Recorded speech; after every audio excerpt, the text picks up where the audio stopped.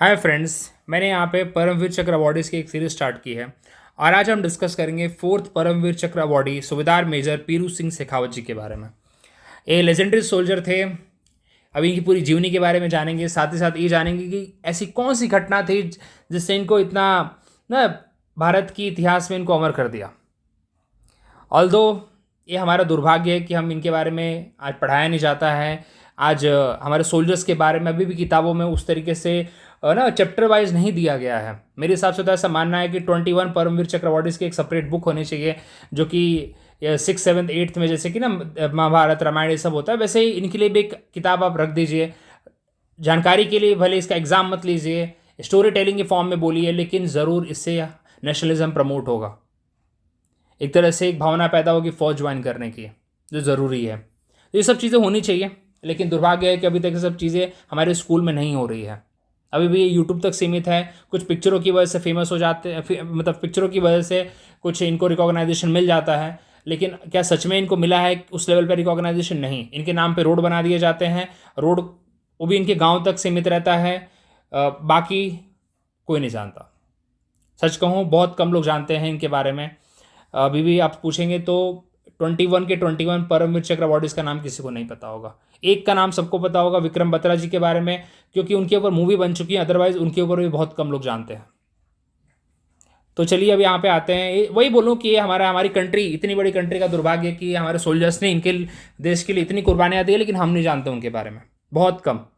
Defence aspirant बिल्कुल जानेंगे, लेकिन डिफेंस एस्पिरेंट की जो संख्या वो है ही कितनी, वो लिटरली बहुत कम है।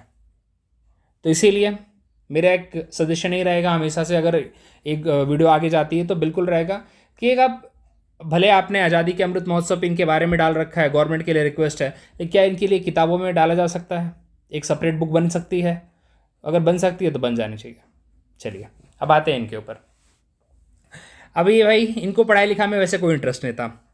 जो पीरू सिंह जी थे, इनको कोई पढ़ाई लिखाई में इंटरेस्ट नहीं था। इनकी फैमिली में इनके खुद 6 भाई बहन थे, इंक्लूडिंग हिम 7 हो गए टोटल फैमिली में लोग, और इनके माँ बाप। तो इनके फादर भाई किसान थे, लिमिटेड रिसोर्सेज बिल्कुल रहे होंगे। इनको कुछ ज़्यादा पढ़ाई लिखाई में इंटरेस्ट नहीं था। इन्होंने बोला मैं स्कूल नहीं जाऊँगा। और अब वही होता है ना कि आज के पेरेंट्स बोलते हैं नहीं भाई कैसे नहीं जाएगा, लेकिन थोड़ा सा उस टाइम का अलग कल्चर रहा होगा। इनके टीचर के साथ थोड़ी इनकी झड़प हो गई, और फैमिली में भी उतने रिसोर्सेज ना होने की वजह से इनकी बात साथ से एग्री कर ली गई होगी। इन्होंने बोला मैं आपकी हेल्प करूँगा किसानी में, खेती में, तो इनके फादर एग्री हो गए। ये अपने फादर की हेल्प करते थे, लेकिन बहुत अच्छे स्पोर्ट्स में थे, काफ़ी अच्छे स्पोर्ट्स खेलते थे। इनको आर्मी में जाने का बहुत इंटरेस्ट था। इनका ऐसा था कि मेरे को जल्दी से जल्दी आर्मी में बस भर्ती हो जाना है। इन्होंने इससे पहले 2 अटेम्प्ट भी दिए, और लेकिन एज इनकी फिट नहीं थी, मतलब ये जितनी रिक्वायर्ड चाहिए ना फौज में एज अ सोल्जर बनने के लिए उतनी नहीं थी, तो इनको नहीं लिया गया एज की वजह से। तो उसके बाद इन्होंने जो जब जब इनकी रिक्वायर्ड एज थी, इन्होंने पहला अटेम्प्ट दिया और भर्ती हो गए फिर। और भर्ती भी उसी दिन हुए जिस दिन इनका बर्थडे था। कौन से बटालियन में हुए? वो हुए 10th battalion of 1st Punjab regiment, और बाद में ट्रेनिंग कंप्लीट करने के बाद उनको पोस्ट किया गया 5th battalion of the same regiment, that was Punjab regiment. अब यहाँ पे बात करते हैं भाई, इन्होंने देखो पहले पढ़ाई लिखाई में इंटरेस्ट नहीं था, लेकिन ऐसा बोलते हैं ना कि जिसको पहले नहीं होता लेकिन बाद में बहुत पढ़ाई करनी पड़ती है। ठीक है, वही कहानी इनके साथ है। इनको पहले तो पढ़ाई लिखाई में कोई रुचि नहीं थी, बोले नहीं पढ़ूंगा, लेकिन जब भर्ती हो गए तो इनको रियलाइज़ हुआ कि यहाँ पे पढ़ाई लिखाई की बहुत ज़रूरत है। यहाँ पे अगर आगे बढ़ना है तो पढ़ना पड़ेगा। ये फौज में है वैसे वसूल।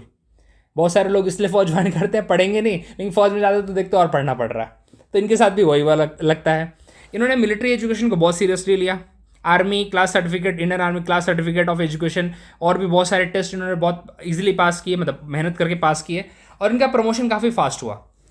अगले 1940 में लांस नायक बन गए, क्योंकि पहले जो सिपाही के बाद लांस नायक आता है, फिर अगली पोस्ट होती नायक की 1941 में, फिर हवलदार 1942 में। तो बहुत मतलब एक एक साल में इनकी रैंक बढ़ रही थी इनके डेडिकेशन की वजह से। ऑफकोर्स साथ में स्पोर्ट्स भी बहुत अच्छा खेलते थे, इस बात को इग्नोर नहीं कर सकती। स्पोर्ट्स की बहुत वैल्यू है फौज में वैसे। ठीक है, हॉकी अच्छा खेलते थे, बास्केटबॉल, क्रॉस कंट्री में काफ़ी अच्छे रनिंग करते थे, इंटर रेजिमेंटल कॉम्पिटिशन्स में पार्ट लेते थे। अलग अलग रेजिमेंट्स में जो कॉम्पिटिशन्स होते हैं, इंटर कॉन्टिनेंटल जो रन होते हैं, इंटर रेजिमेंटल जो रन होते हैं। और उसके बाद इनकी पोस्टिंग होती है नॉर्थ वेस्ट फ्रंटियर में as an instructor at the Punjab regimental centre. जिस रेजिमेंट के थे वहाँ के सेंटर पे इनकी पोस्टिंग होती है एज एन इंस्ट्रक्टर। ऑफकोर्स ये बात है, काफ़ी अच्छे थे तो एज एन इंस्ट्रक्टर की पोस्ट उन्हीं को मिलती है, उनको भेजा जाता है। अब वहाँ पे तो इनका उसके बाद उनका प्रमोशन होता है कंपनी हवलदार मेजर के पोस्ट पे। साथ ही साथ ब्रिटिश कॉमनवेल्थ ऑक्यूपेशन की तरफ से जापान भी जाते हैं, वहाँ पे भी सर्व करते हैं। आपको पता ही है बर्मा वॉर हुई थी and after that British army थी वहाँ पे बर्मा में, तो वहाँ पे भी जाके सर्व करते हैं। लेकिन जब इंडिया आते हैं तब तक पार्टीशन हो चुका था और इनकी जो बटालियन, इनकी जो रेजिमेंट थी वो पाकिस्तान को दे दी गई थी। तो इनको फिर अलग राजपूताना राइफल में इनको फिर ज्वाइन कराया गया, 6 राजपूताना राइफल में ज्वाइन हुए फिर। तो ये 3 की कहानी थी अब तक भारत के इंडिपेंडेंस तक। अब बात करते हैं भारत के इंडिपेंडेंस के बाद। आपको पता है जस्ट बाद वो आज़ादी हमें सिर्फ कहने की आज़ादी थी, लेकिन उसके बाद बहुत सारे समस्याएं हमारे सामने आई और उसी साल हमें वॉर का सामना करना पड़ा, जो कि पूरी तरह से अनएक्सपेक्टेड था। सोचा भी नहीं था किसी ने कि ऐसा होगा। मे बी हायर मिलिट्री जो लीडरशिप थे वो बिल्कुल थोड़ा बहुत उसके बारे में आइडिया होगा उनको, लेकिन जनता को तो इस तरह का सोच नहीं था। अब यहाँ पे आपको पता है कि 26 अक्टूबर को साइन होता है इंस्टीट्यूट ऑफ एसेशन, जिसके अंदर श्रीनगर के जो राजा हरि सिंह थे उन्होंने बोला कि ठीक है श्रीनगर आपका है अभी। और फिर उसके बाद हमने काउंटर अटैक किया। बहुत सारे एरिया तब तक कैप्चर हो चुके थे, हम भी उसको रिकैप्चर कर रहे थे। तो वह पाकिस्तान वापस अटैक कर रहा था, उसको रिकैप्चर करने के लिए कहानी चल रही थी। वॉर बहुत लंबी चली है, पूरा 1948 उसी में गया है। तो एक एरिया कैप्चर हो गया तो वापस से रिकैप्चर करने के लिए वो अटैक करते थे। हम इसकी भी कहानी वापस से पढ़ेंगे टिटवाल की। एक और हमारे पास परमवीर चक्र अवार्ड है, उनको भी इसी सेक्टर में मिला था बचाने के चक्कर में। चलिए अब यहाँ पे बात करते हैं भाई इनकी रेजिमेंट को क्या जिम्मेदारी दी गई। इनको मिला भाई टिटवाल सेक्टर को आपको रिकैप्चर करना है, जो कि ऑलरेडी पाकिस्तानी के कंट्रोल में था। और वहाँ पे सबसे बड़ी प्रॉब्लम ये थी कि पाकिस्तानी थे भाई पहाड़ पे। अब खुद देखिए आप यहाँ पे हैं और कोई पर्सन यहाँ पे पहाड़ पे बैठा है, आसानी से आप पे गोली चला सकता है। तो ये इस पोजीशन पे पाकिस्तानी बैठे हैं। रास्ता कोई बहुत सिंपल नहीं था, रास्ता बहुत प्लेन नहीं है। रास्ता भी था इस पहाड़ी तक पहुंचने के लिए तो ऐसे था, 1 मीटर का विड्थ है, दोनों साइड खाई है, आपको इसी पे चल के जाना और ये बैठे यहाँ पे, आपको ये पोजीशन चाहिए। अब आपको कैसे भी लेनी है, ये टास्क था भाई इनको। और वो है 18 जुलाई की रात, जब इन्होंने सोचा कि जब इनकी जो पलटन थी, इन्होंने बोला कि भाई करना है तो करना है अभी। और इस पर अब आगे बढ़े ये लोग। ऊपर से भाई जो पाकिस्तानी थे उनके पास 3 मशीन गन है, मशीन गन की लगातार फायरिंग आ रही है और अपनी बंदूकों की फायरिंग आ रही है लगातार। उनके 3 बंकर वहाँ पे बने हुए हैं, तीनों बंकर को डिस्ट्रॉय करना है, ये टास्क इनके पास था। अभी इनकी पलटन के पास ये टास्क था। अब ऊपर से अटैक आ रहा है, देखिए अगर आपको थोड़ा इसका आइडिया नहीं होगा तो आपको एक पिक्चर में सजेस्ट करता हूँ, आप उसको देखिए, लक्ष्य पिक्चर। आपको पूरी पिक्चर नहीं देखनी, मत देखिए, आप जो आखिरी के सीन है, बिल्कुल आखिरी का सीन है जिसमें पाकिस्तानी सोल्जर्स साइड पे होते हैं और जो हमारे ऋतिक रोशन है वो बोलते हैं कि हम पीछे साइड से जाएंगे। पीछे साइड पूरी स्टीप हाइट है। अगर ऊपर से किसी ने एक ने देख भी लिया होता ना कि कोई चढ़ रहा है, पूरा गेम खत्म था। वही उनको सबसे बड़ा डर था, लेकिन हुआ नहीं वैसे। तो अब खुद देखिए, अभी इसके बाद हम लोग जब, अच्छा सॉरी मैं भूल गया, अब विक्रम बत्रा जी की स्टोरी देखिए, जो पिक्चर बन चुकी है ना उनके, वो देखिए, आपको समझ आ जाएगा। तो हमारे इंडियन सोल्जर्स की ब्रेवरी की कोई कमी नहीं है, आप बहुत सारे स्टोरीज यहाँ पढ़ सकते हैं, देख सकते हैं। तो वैसी कहानी यहाँ पे भी है कि पाकिस्तानी सोल्जर्स यहाँ पे हाइट पे हैं और इनको यहाँ से अटैक करना है, लाइक इस पोजीशन को कैप्चर करना, ऊपर से अटैक आ रहा है। यहाँ से भी ये लोग काउंटर अटैक कर रहे हैं, लेकिन देखिए नीचे से ऊपर आप फायर करते हैं तो थोड़े लिमिटेशंस है आपके पास। ऐसा है कि निशाना चूकेगा, बिल्कुल थोड़ा उतना एक्यूरेटली नहीं जा सकता, लेकिन ऊपर से नीचे तो बिल्कुल निशाना सही जाएगा ना, काफ़ी कुछ। तो इनके जो बहुत सारे सोल्जर्स थे वो ऑलमोस्ट जब तक ये ऊपर जब तक ये पहुँचे, ये भी काफ़ी जख्मी हो चुके थे।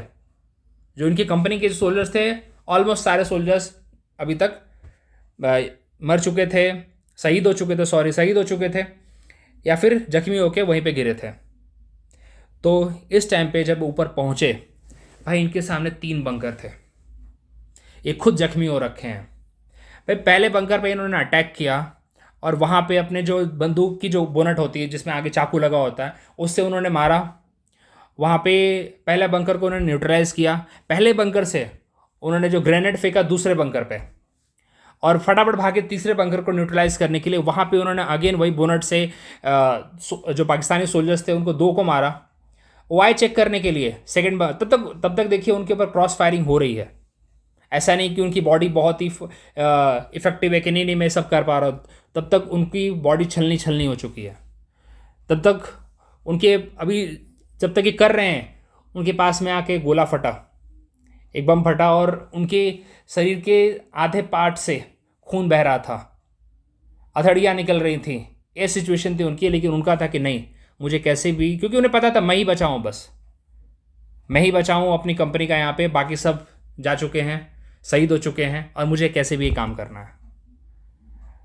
और जो उन्होंने सेकंड अपना ग्रेनेड फेंका था उसको आए वो चेक करने के लिए कि ये फटा है कि नहीं फटा है, तब तक उनके सर पे गोली लगती है और वहीं पे गिरते हैं। और लकीली ऐसा है कि ग्रेनेड के ऊपर गिरते हैं, ग्रेनेड ही फटता है और सेकंड बंकर भी न्यूट्रलाइज हो जाता है। और अल्टीमेटली तब तक रीइंफोर्समेंट आ जाती है और फिर वो जो पॉइंट है वो इंडिया का हो जाता है। तो ये कहानी है इनकी, ये ब्रेवरी है इनकी।